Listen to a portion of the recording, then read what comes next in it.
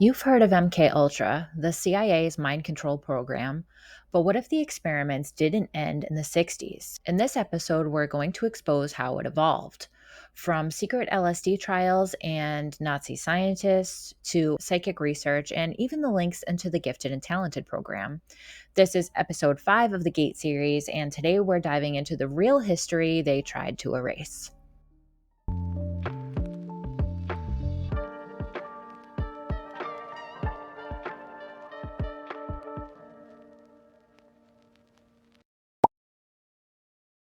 Welcome back to Wicked Mysterious, or if this is your first time here, welcome.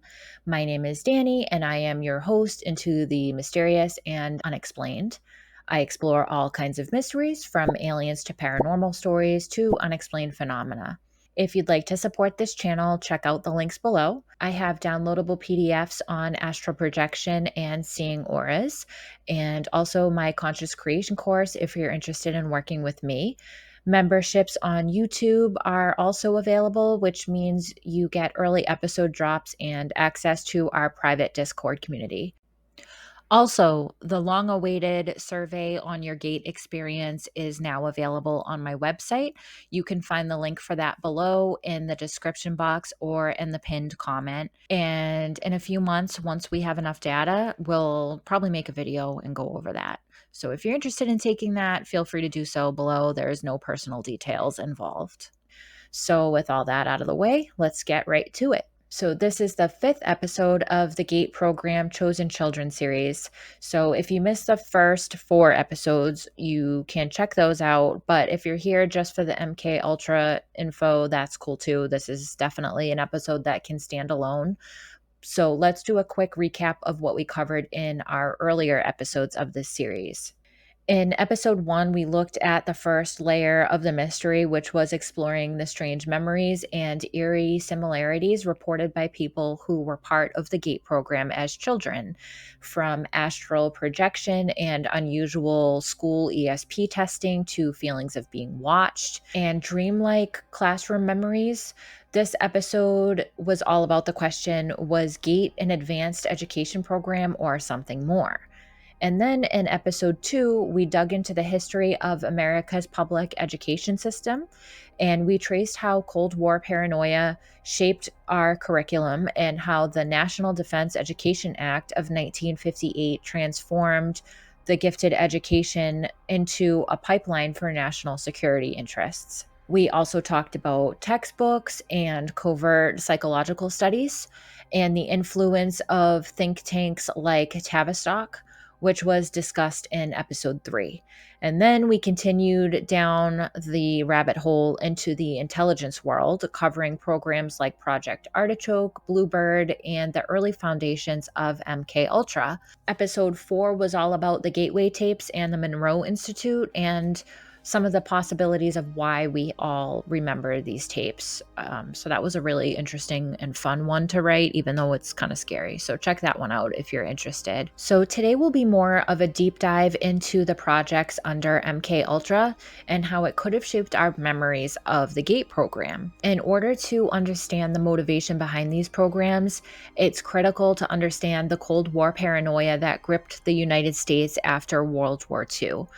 The United States government was absolutely terrified that Soviet ideals would penetrate our white picket fence, picture perfect American life. So, to maintain control, it became their goal to beat the Soviet Union to space. But they had no talent to compete in this industry. There was a shortage of mathematicians and scientists, leaving the United States totally ill equipped and outmatched to compete in the space race. This is what triggered Operation Paperclip. This was a secret U.S. intelligence program launched right after World War II to recruit Nazi scientists, engineers, and doctors, many of whom had worked for Hitler and were involved in crimes. And under Project Paperclip, they were brought to the United States. They wanted to prevent the Soviet Union from capturing scientific talent before the US could get their hands on them. These scientists had made breakthroughs in rocketry, chemical weapons, aviation, medicine, and in psychological warfare. The United States Cold War strategy was all about gaining a technological edge at all costs, even if it meant working with Nazi scientists and physicians involved in crimes related to war. The Joint Intelligence Objective Agency, also known as JIOA, handled this program. The candidates' Nazi affiliations were supposed to disqualify them under US law, but paperwork was actually falsified to change their histories. Some of these men had been SS officers, members of Hitler's inner circle, or ran human experiments in concentration camps. So let's talk about some of the that the US government welcomed with open arms. Werner von Braun was a former SS officer. These agents were responsible for a whole slew of pretty terrible things. They started out as Hitler's bodyguards but morphed into a military force. They ran the Gestapo, managing all things domestic control, from surveillance to propaganda to running camps and mass executions. They even oversaw human experimentation, often under programs like those conducted by Dr. Joseph Mengele. Werner von Braun was head of the V2 rocket program, weapons that killed thousands of civilians. After being recruited by the United States, he became the father of NASA's space program. He even developed the Saturn V rocket that sent Americans to the moon. Dr. Hubertus Strughold was another who was later hired by the U.S. Air Force. He was a German physician who conducted early research on the effects of high altitude and space environments on the human body, which earned him the name of the father of space medicine. During World War II, he was affiliated with the German Air Ministry and worked alongside other doctors, some of whom were directly involved in experimentation. He even had a military medical library named after him until his ties became too well known. In 1947, he was brought to the U.S. under Operation Paperclip. He took on an important role in the U.S. Air Force School of Aerospace Medicine at Brooks Air Force Base in Texas. There, he led research into the effects of weightlessness, acceleration, and space travel on human physiology. This Operation Paperclip ran from 1945 all the way through 1959, officially, with operations continuing under other project names even longer. After 1959, Paperclip morphed into other projects. After the launch of Sputnik, the National Defense Education Act was signed, which brought military and NASA strategy straight to the classroom. This act provided funding from the federal government to seek out, test, and track gifted kids and quietly put them on defense intelligence career tracks. And again, this was without parental knowledge or consent. The U.S. justified Paperclip by claiming it was about national security and science, but it ended up absorbing Nazi ideology, not just technology. The ethical lines were erased, and that mindset bled directly into projects like MKUltra. Allen Dulles was the longest-serving CIA director in U.S. history. He was director from 1951 to 1963. In the early 1950s, China, North Korea, and the Soviet Union were rumored to be using mind techniques. Dulles became obsessed with the idea of brain warfare. In 1953, he was even quoted as saying, "The brain becomes a cathedral, and the very soul of man can be manipulated like a puppet. This is the battle for men's minds." On April 13, 1953, Dulles authorized Project MKUltra by approving funding for the CIA's Technical Services Division. MKUltra consisted of at least 149 subprojects and likely much more. After reports that Soviets, Chinese, and North Koreans were successfully brainwashing U.S. prisoner of wars in the Korean War, the CIA wanted to develop its own mind control techniques in order to mentally break prisoners. The goal was to create mind control protocols including amnesia, false memories, and breaking and rebuilding the human psyche. If that wasn't bad enough, there was very little oversight on the programs falling under the MKUltra umbrella. These sub-projects were conducted in a variety of settings: universities, prisons, hospitals, and private research institutions. and if our working theory is correct in elementary schools. Dulles appointed Dr. Sidney Gottlieb to run this project. Gottlieb was a very interesting character. He was a Jewish American goat farmer, and he spent a lot of his time in meditation. He earned degrees in chemistry both from the University of Wisconsin and California Institute of Technology. He was unconventional, secretive, and brilliant. This eccentric chemist specialized in LSD and psychological manipulation, earning him the nickname the Black Sorcerer.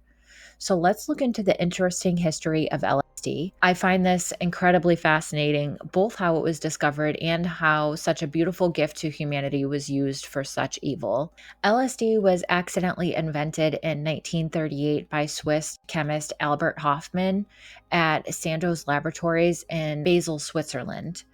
It was intentionally synthesized while searching for a circulatory stimulant, and Dr. Hofmann accidentally ingested a small amount on April 16, 1943, and he became the first person to ever experience LSD's psychedelic effects. He was experimenting with derivatives of ergot, a fungus found on rye. While resynthesizing LSD 25, he accidentally absorbed a small amount through his fingertips. He said, quote, "I was affected by a remarkable restlessness combined with a slight dizziness. At home, I lay down and sank into a not unpleasant, intoxicated like condition, characterized by an extremely stimulated imagination. In a dreamlike state, with eyes closed, I perceived an uninterrupted stream of fantastic pictures, extraordinary shapes with intense, kaleidoscopic play of colors." End quote. This mild yet unexpected experience intrigued him so much that he decided to intentionally test a larger dose 3 days later. On April 19, 1943, Dr. Hofmann took the first intentional dose of LSD orally. He took 250 micrograms to be exact, what he thought was a small threshold amount, but was actually quite strong. 250 micrograms is 10 times the threshold dose. As the effects took hold, he asked his assistant to accompany him home by bicycle. This ride became legendary and is now commemorated as Bicycle Day in psychedelic history. Shortly after ingestion, Hoffman became overwhelmed with vertigo and anxiety. His thoughts raced. He found it impossible to sit still and reported a sense of being swept away by an invisible current. Time began to stretch unnaturally. Minutes felt like hours. He said, quote, "Time seemed to stand still. Moments stretched into eternity." This is a classic psychedelic effect where the brain's perception of time is disconnected from external reality. He felt detached from his body, describing sensations like his limbs changing shape, one moment grotesquely large and the next moment shrinking, feeling as though he was disintegrating or dissolving, feeling his body was foreign, or feeling like he was melting into his surroundings. He wrote, "Everything in the room spun, and the familiar objects and pieces of furniture assumed grotesque, threatening forms. At one point, he was even convinced he was dying or going insane.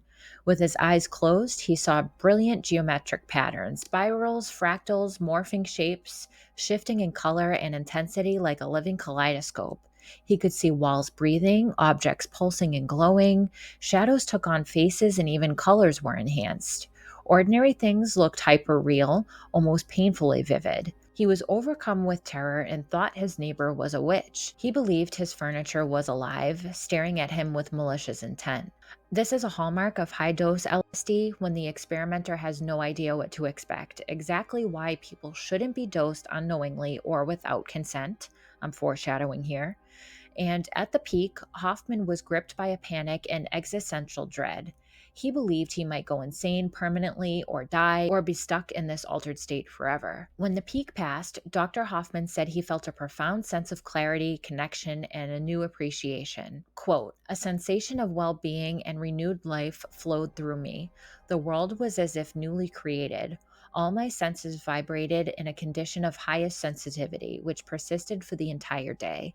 Everything glistened and sparked in a fresh." He spent the next day walking in the garden, marveling at the beauty of grass, trees, and sunlight. Hofmann did not regret the experience. In fact, he became a lifelong advocate for the thoughtful, spiritual, and therapeutic use of psychedelics. He later referred to LSD as his problem child and also as a sacred substance. This was a compound of immense potential, yet capable of destruction if misunderstood. He warned against reckless or recreational abuse, but believed LSD could be used for treating mental illness responsibly.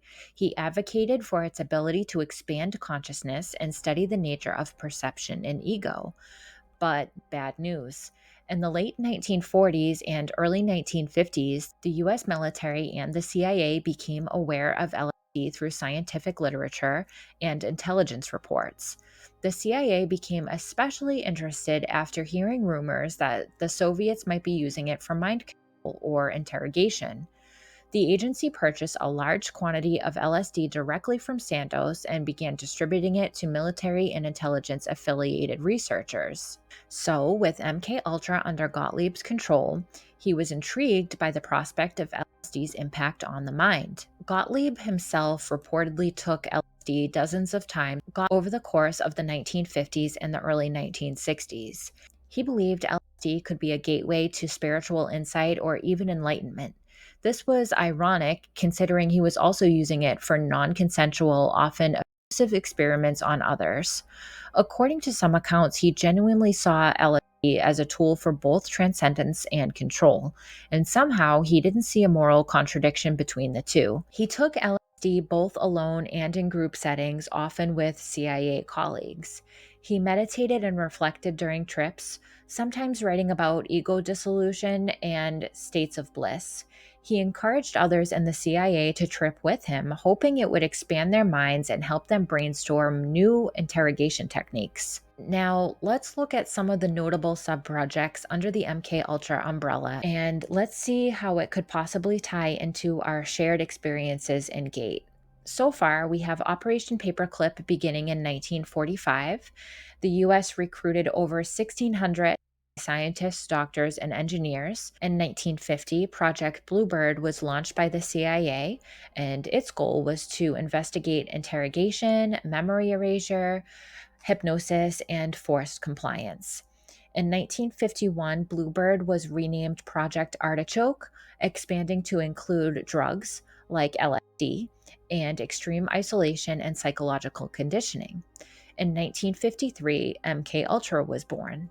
In mid-November of that year, Frank Olson, a U.S. Army biochemist at Fort Detrick, was secretly dosed with LSD by Sidney Gottlieb at a CIA retreat. He experienced a severe psychological crisis, became paranoid, and told his colleagues that he wanted out. Then, on November 28, 1953, Olson fell from a 10th story window at the Statler Hotel in New York City while under CIA supervision. His fall was initially ruled a suicide. Put a pin in Frank Olson because we're going to come back to him in a little bit. There are so many unnamed subprojects under MKUltra and likely many more whose files were destroyed, and we'll probably never know what happened. Throughout the 1950s, there were numerous subprojects simply named Subproject 1, 3, 8, 9, or 27, for example.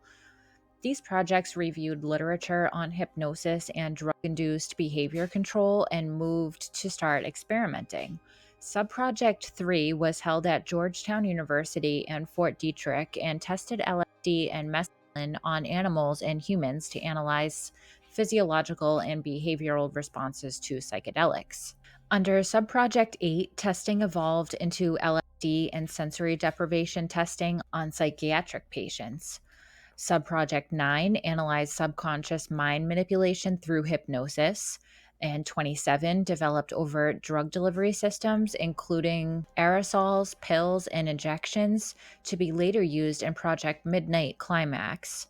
Subproject 68 ran from 1957 through 1964, and this was discussed briefly in the last episode, and it involved Dr. Ewan Cameron's notorious psychic driving experiments.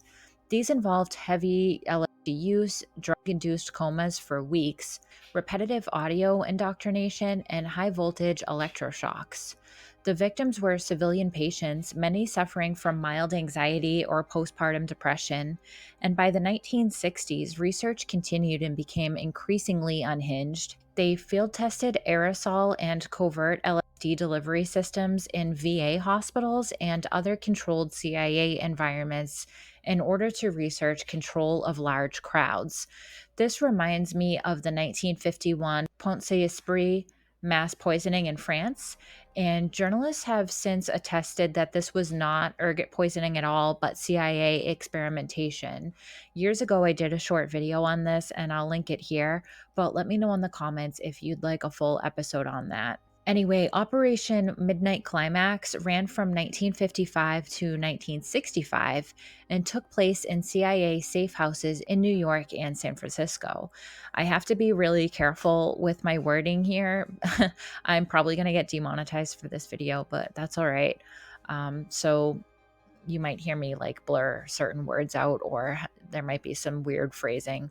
So unsuspecting men were led by certain workers to apartments with two-way mirrors where they were dosed unwillingly and unknowingly with LSD and then watched through the two-way mirrors. CIA research conducted in the early 60s included Subproject 136, which looked into ESP, telepathy, and paranormal perception.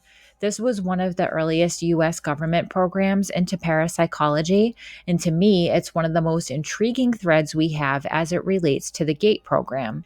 This project included sensory isolation tanks to enhance altered states and ESP sensitivity. LSD or mescaline was used to induce altered consciousness during ESP trials. They tested for telepathic communication between sender and receiver in separate rooms or buildings.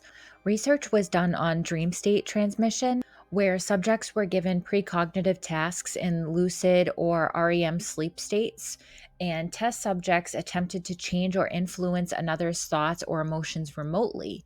The exact institutions involved were redacted in declassified records, but strong evidence points to Stanford University.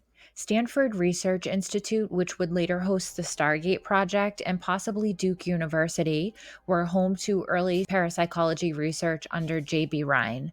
Later work, like Project Stargate, involved Dr. Deidre Puerick, physician and researcher of ESP who worked with psychics and military agencies, Uri Geller, an Israeli psychic tested by the US and Israeli intelligence, and Hal Puthoff and Russell Targ, who were physicists at SRI involved in remote viewing experiments. We've talked about the strange name connection between GATE, the Gifted and Talented program, and Project Stargate, and how anecdotal evidence of GATE experiences seem to align with, in part, what Project Stargate was all about. Subproject 136 is important because it addresses the boundary of what we define as mind control. This wasn't just hypnosis or drug-induced states. It suggests that the CIA was interested not just in manipulating behavior through chemicals, but in accessing or weaponizing consciousness itself. Grill Flame ran from 1977 to 1983 and started the foundation for remote viewing testing. Project Centerlane ran from 1983 to 1985, and that project focused on operational remote viewing and training military protocols. Project Sunstreak from 1985 to 1990, which focused on actual remote viewing, not just proof of concept experiments. It was used in missing persons cases and missile storage locations. Then, of course, Project Stargate from 1991 to 1995. This was a DIA and CIA attempt to refine remote viewing for counterterrorism, weapons detection, and espionage. They also aimed to test new psychics, often civilian recruits. But I wouldn't be a good researcher if I didn't point out that there were problems with these experiments. Results were often inconsistent, and some successes were anecdotal and couldn't be replicated. Remote viewing, by most mainstream scientists, is viewed as pseudoscience, but my question is, if it was pseudoscience, and the CIA knew this, why did the CIA run these programs for so long? From 1961 to 1995, the CIA researched, experimented, implemented, systematized, and deployed remote viewing and other psi phenomena. In 1995, the CIA asked the American Institutes for Research to conduct an independent review of Stargate and its results. The study was led by Jessica Utz, a statistics professor who was open to parapsychology, and Dr. Ray Hyman, a psychologist and skeptic. They were given access to project records and data from thousands of remote viewing sessions. Jessica Utz found statistical evidence that something anomalous was occurring, suggesting psi phenomena were real and worth further study. Ray Hyman, however, disagreed. He argued that the data wasn't reliable, replicable, or actionable in any military or intelligence context. But they did agree on one thing: remote viewing had not produced intelligence of sufficient value to justify continued government funding. The CIA cited several reasons for shutting down the program, mainly its inconsistency. Some viewers produced impressive hits, but results varied wildly. A lack of actionable intelligence, vague results, and mainly a risk of public embarrassment. The CIA did not want to risk funding, quote, psychic spies. So, if you're interested in the lengths that mainstream science publications will go to protect their public image, there are plenty of books out there that explain documented experiments that prove the existence of magic or psi phenomena and how the results are systematically swept under the rug. Still, whether or not the conclusion made by Dr. Utz and Dr. Hyman is accurate, it's not for me to say, but it's worth noting that the ending of this project left some military personnel and scientists devastated. They believe the project still held untapped potential. Though Stargate officially ended in 1995, many still believe that it continues under different project names to this day. In 1974, Pulitzer Prize-winning investigative journalist Seymour Hersh published an article in the New York Times called "Huge CIA Operation Reported in U.S. Against Anti-War Forces, Other Dissidents in Nixon Years." He revealed that the CIA had conducted massive illegal surveillance on American citizens, such as anti-war protesters and civil rights activists. The article also hinted at drug experiments, mail tampering, infiltration of domestic groups, and secret detention or assassination plots. This, of course, sparked public outrage, and a full investigation into the CIA's illegal activities was demanded. There was concern that if the White House didn't respond quickly, Congress might launch its own aggressive investigation, which it eventually did do. In January 1975, just weeks after Hersh's article, President Gerald Ford announced the formation of the Rockefeller Commission, formerly known as the United States President's Commission on CIA Activities within the United States. Ford appointed Vice President Nelson Rockefeller to lead the inquiry. So, is this the same Rockefeller family that funded the Tavistock Research Institute that started this whole thing to begin with? Yes, if you picked up on that, you're right. It is. In Gate episode 3, we talked about how the Rockefeller Foundation funded early psychological and social science research across the 20th century. This included the Tavistock Institute in the UK, which focused on mass behavioral engineering, psychological warfare, and social control through media and education. The Rockefeller Foundation helped fund early research into groupthink, obedience, and trauma programming. So, the guy investigating the CIA was part of the family that funded the science behind it? Yes. And this is where the conflict of interest becomes unavoidable. It's times like these in my research that I'm just mind blown by connections and questions. How can the Rockefeller Commission fairly investigate CIA programs that may have stemmed from Rockefeller funded research? Was the commission designed to limit exposure and protect institutional legacies? Probably. Ford hoped this limited, executive controlled commission would satisfy public concern without revealing too much information. Tavistock methods, like breaking the mind to rebuild it, directly align with MKUltra practices. The Rockefellers funded Tavistock. MKUltra borrowed heavily from Tavistock-style methods. Nelson Rockefeller was appointed to investigate MKUltra's illegal domestic activities. So you can see how this is viewed as the fox guarding the henhouse. Whether by coincidence or by design, this has led to deep suspicion around the Commission's real intent and the true scale of what was buried. In fact, just 2 years before the Rockefeller Commission convened, the CIA had already begun destroying the very documents that could have exposed MKUltra's full scope. In 1973, under mounting pressure from Congress, the press, and public concern over government overreach, CIA Director Richard Helms made the decision to order the destruction of all MKUltra files. Specifically, he instructed Sidney Gottlieb, head of the CIA's Technical Services Division and the architect of MKUltra, to completely destroy all documentation, records, and files associated with MKUltra and its subprojects. This was done purely out of fear that if the files were ever exposed, the agency would face severe public backlash, and citizens would learn that the CIA had experimented on Americans without their knowledge or consent. He then resigned, and the order was carried out. CIA personnel shredded boxes of paper records and incinerated tapes. They had hoped for a total erasure and intentional cover up. But in 1977, a small trove of documents, approximately 20,000 files, surfaced. They had been misfiled in a financial records archive, not labeled under MKUltra, and missed the Great Incineration of 1973. These files were recovered by John Marks by FOIA. The surviving files revealed subproject titles, budgets, and research locations. They covered experiments involving LSD, hypnosis, sensory deprivation, and electroshock, contracts with hospitals, universities, and prisons. They even gave away how CIA front organizations used to funnel money, like the Human Ecology Fund. But the victims' names, detailed findings, and end results of most experiments were lost forever. Most MKUltra experts agree that the 2,000 recovered documents are only a small fraction of what once existed.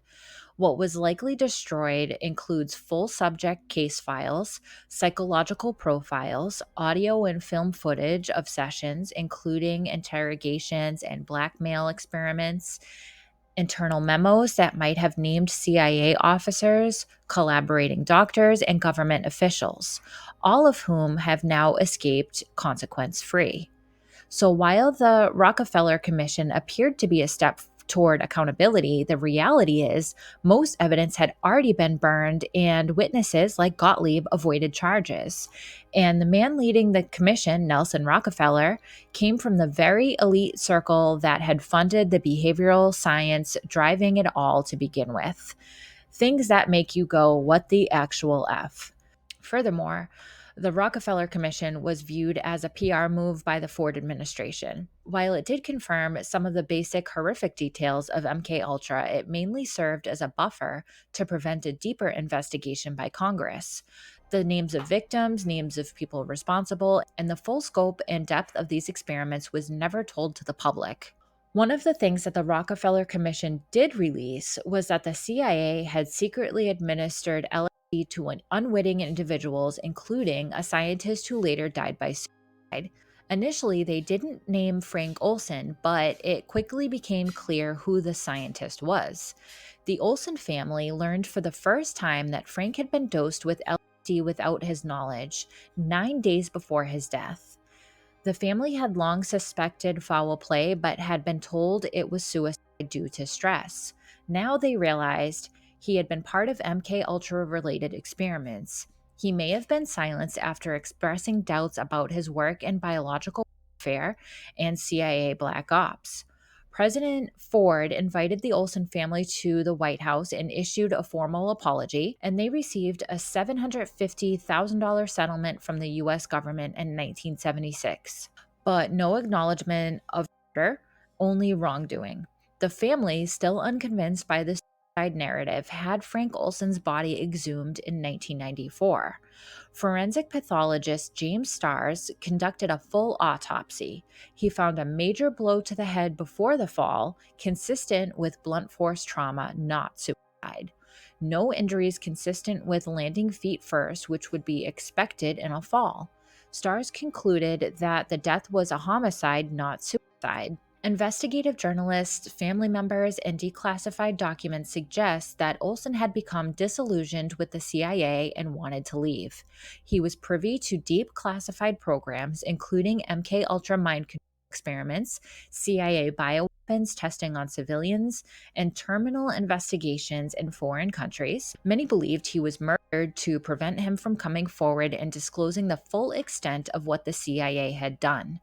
In 2017, Wormwood on Netflix built the case that Frank Olson was actually murdered. If MK Ultra operated in universities, hospitals, prisons, and military bases, and if the NDEA created an entire infrastructure for identifying and tracking gifted kids, then why wouldn't schools be one more controlled environment to test these methods? If you think about it, schools are structured, hierarchical, and full of children who have been psychologically profiled through standardized tests.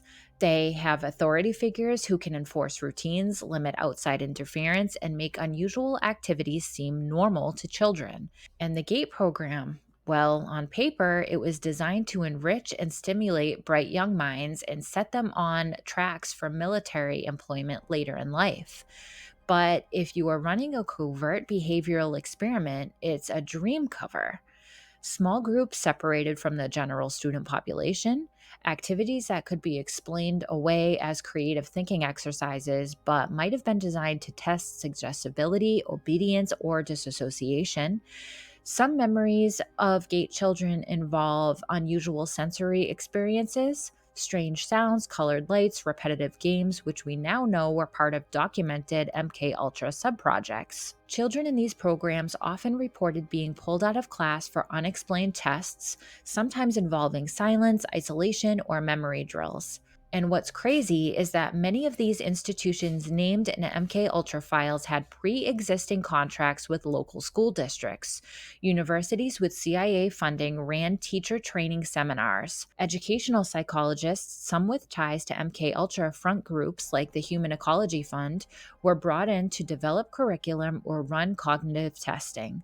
That's the perfect setup for slipping into experimental protocols without raising too much suspicion. We don't even have to speculate entirely. There are real documented experiments from the MKUltra era that show how this mindset slipped into educational settings. For example, in the late 1950s and the early 1960s, the Human Ecology Fund, one of Sidney Gottlieb's CIA front groups, funded learning and behavior studies at major universities, and they worked directly with children. Supposedly, these were about improving teaching methods, but papers talk about conditioning response patterns, altering emotional associations, and inducing compliance through authority cues. They were figuring out how to make kids more suggestible and compliant. In 1961, the National Institute of Mental Health gave grants to Dr. Donald Hebb, the same psychologist whose sensory deprivation research was used in MKUltra programs.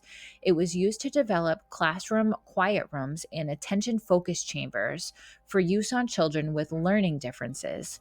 On paper, this was just support for children who needed it, but in practice, it looks like the same sensory isolation conditions used to break down adult test subjects' resistance in CIA experiments. And we know the CIA was interested in shaping not just individual subjects, but entire generations through groupthink. The easiest way to do that is not in the lab, it's in an innocuous place like the classroom. If you wanted to plant new ideas or worldviews, you don't wait until a person is a grown up. You start when they're young, when authority is absolute, and when their sense of reality is still forming. So, was MK Ultra in our schools? Officially, no, at least not in any way you'll find in surviving documents. But unofficially, the overlap in timing, personnel, and methodology makes it very hard to believe that it wasn't. If they were willing to dose strangers in bars, to hypnotize soldiers, to break psychiatric patients with sensory deprivation, do we really think they drew an ethical line outside an elementary school? For me, that's the most disturbing takeaway of it all. MKUltra wasn't just a relic of the Cold War sealed off in history books. It was, and maybe still is, an evolving mindset about human control. And even if some of that bled into our classrooms, then the question isn't about whether it happened or not, but about how much damage was actually done. This episode is already 13 pages of script, so I'm going to stop here. In the next episode, we will discuss more theories on public school systems, celebrity altars, and even toys and children's TV shows, and ask the question, what if Stargate never actually ended? Just as a reminder, if you're interested in taking the GATE survey on your experience in the GATE program, it is posted below in the comments and in the description. And don't forget to subscribe and click the bell so that you never miss a mystery. Thanks for watching and stay mysterious.